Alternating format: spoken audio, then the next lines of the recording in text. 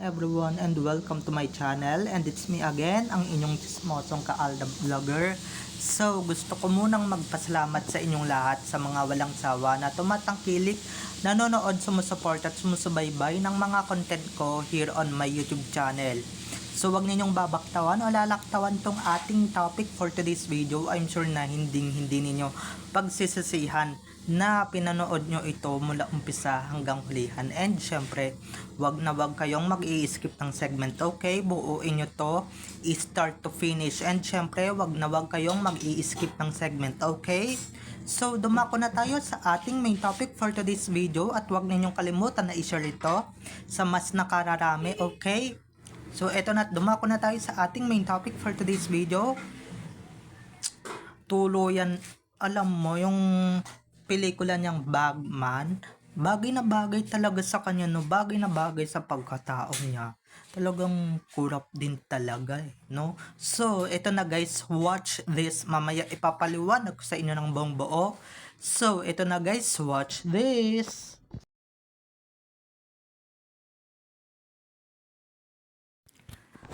At kung nakita nyo na ngayong recap, so once again si TTO sa mga admins, dumako na tayo sa ating main topic for today's video. Patay na, naloko na talaga, at talagang naloko na talaga, or should I say, karma is real talaga sa mga taong kagaya ni Spotted, no? Na talagang nanggagamit at talagang nangyuyus talaga. At ito na nga, kahapon lang may pumutok na balita nga kung saan isa siya sa mga miyembro ng flood control project dito sa gobyerno. So isa siya sa mga ini-issue ngayong araw. So ewan ko ba kung dapat ba ako matuwa. Syempre dapat tayong matuwa talaga, 'di ba? Nagbubunga na lahat ng mga kasamaan niya. Bumabalik na rin talaga sa kanya lahat ng kasamaan na ginagawa niya. Tignan mo sa lahat ng mga congressman, 'di ba? Nadamay siya, nadawit siya. So, ibig sabihin guys, may pagkakurap din yan si Mr. Spotted. Kahit ilang beses mong i-deny yan, Spotted, halatang halata na talaga. 'Di ba? Hindi naman kami affected dun sa pananalita namin. Alam naman namin na hindi naman talaga si Main yun, 'di ba? In the first place. 'Di ba? Bakit? Sino ba talaga yung bakit, 'di ba? Ba't naman kami maaapektuhan for the very first time? 'Di ba? Matagal na namin alam na hindi si Main yung kasama mo or kasama mo, 'di ba?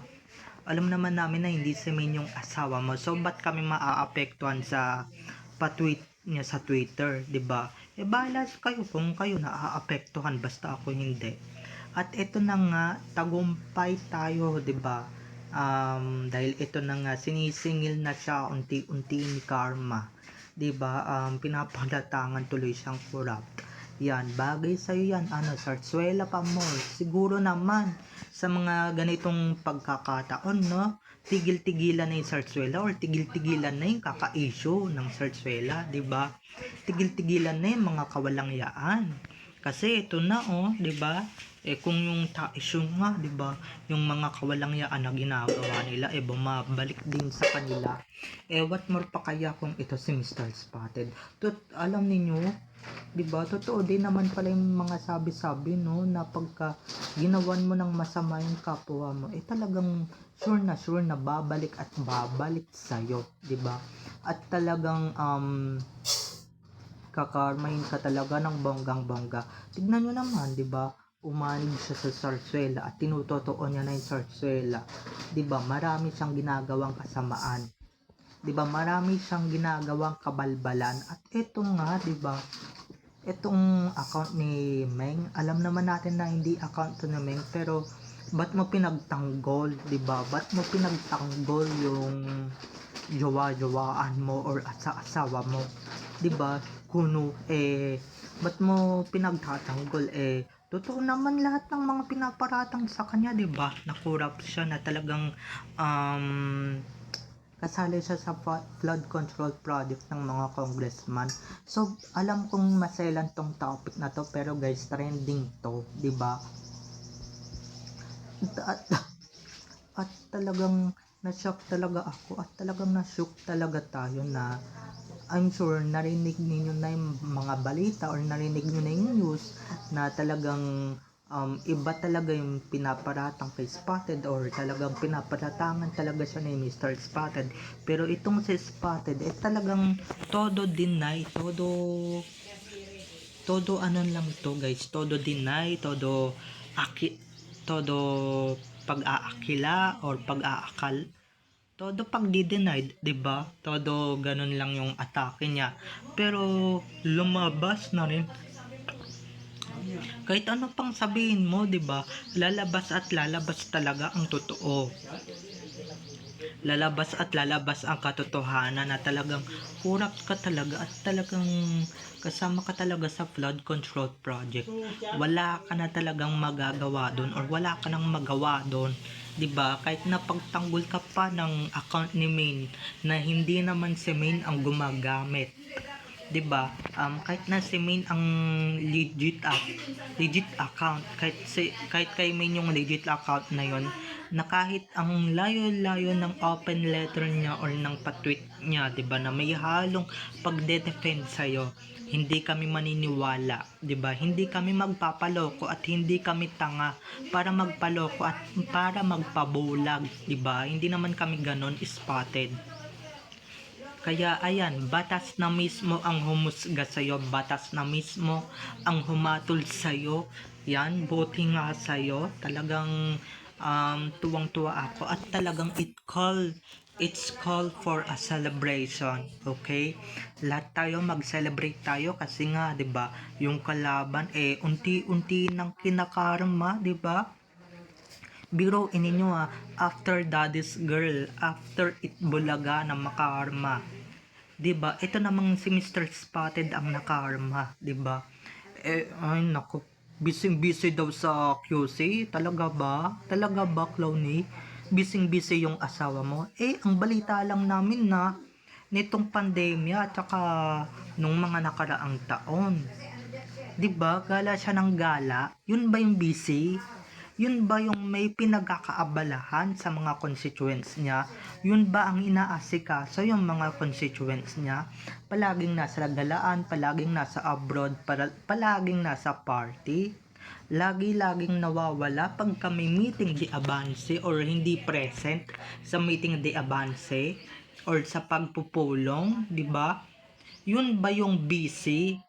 'Di ba? Kasi yung busy, alam ko yung busy, maraming ginagawa, maraming inaatupag, maraming tinatrabaho, 'di ba? Ganyan yung busy. Pero yung kalagayan ng jowa mo, kalagayan ng asawa mo kuno, or ng asawa mo kasi pareho naman kayo ng gender. 'Di ba? Hindi naman ka busy-busy 'yun. Ano 'yun? Busy magkalat ng kamalasan niya sa mga lugar na pinupuntahan niya, 'di ba? Sa mga, alam niyo guys, bagay na bagay talaga sa kanya yung Bagman na title niya. Talagang bagay na bagay, 'di ba? Talagang bagay na bagay talaga kasi 'di ba? Bagman. So ibig sabihin masama yung meaning. So good luck na lang sa'yo, Mr. Spotted. Hindi mo na talaga matatakasan yung mga kalokohan na pinaggagawa mo or ng mga kasamaan mo. Okay? Talagang umaayon na sa atin ang tadhana, umaayon na sa atin yung kapalaran talaga. Kala ninyo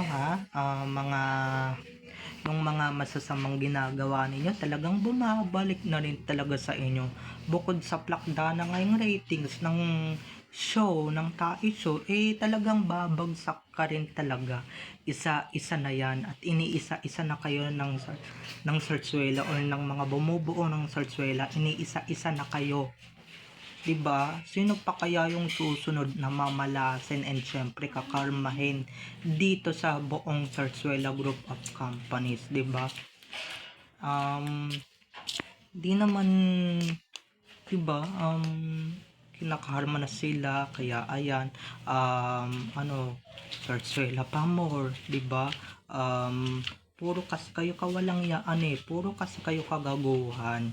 Yan tuloy yung napapala ninyo, 'di ba? Yan yung napapala ninyo, o yan yung napala mo. Deserve mo yan, 'di ba? Dapat lang yan sa'yo. 'Di ba? Kada 'di ba? Huwag kayong palusot na kunwari busy yung taong yan. Kunwari may inaatupag yung taong yan. Pero kitang-kita ako sa social media dahil matagal na akong nagfa-follow dito sa Zarzuela na ito. Matagal na akong nagfa-follow at matagal na akong nagiging saksi dito sa Zarzuelang to. Wala siyang ibang inatupag kundi gala, promote ng mga movies ng first day, last day. Yun lang yung inaatupag niya, pero yung sabihin mong meeting di avance, 'di ba? Mga inaasikaso niyang mga kunwari may mga sakon na o may mga kalamidad dun sa lalawigan niya, hindi naman niya inaasikaso hindi naman niya inaatupag, hindi naman niya inaasikaso. So, anong busy doon, 'di ba? Ang busy yung inaasikaso, buti pa si Alden, 'di ba? Kahit hindi naman siya tumatakbo at hindi niya lugar ang Bulacan, talagang natira niya ng tulong. Ganon yung busy, okay? So, bye-bye na mga ka-ADN. I love you all. Have a nice day. Keep safe and God bless everyone.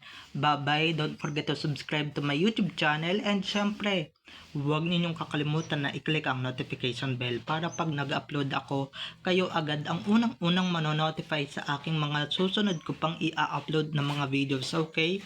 So, bye-bye na mga ka-ADN. I love you all. Have a nice day. Keep safe and God bless everyone. Bye-bye.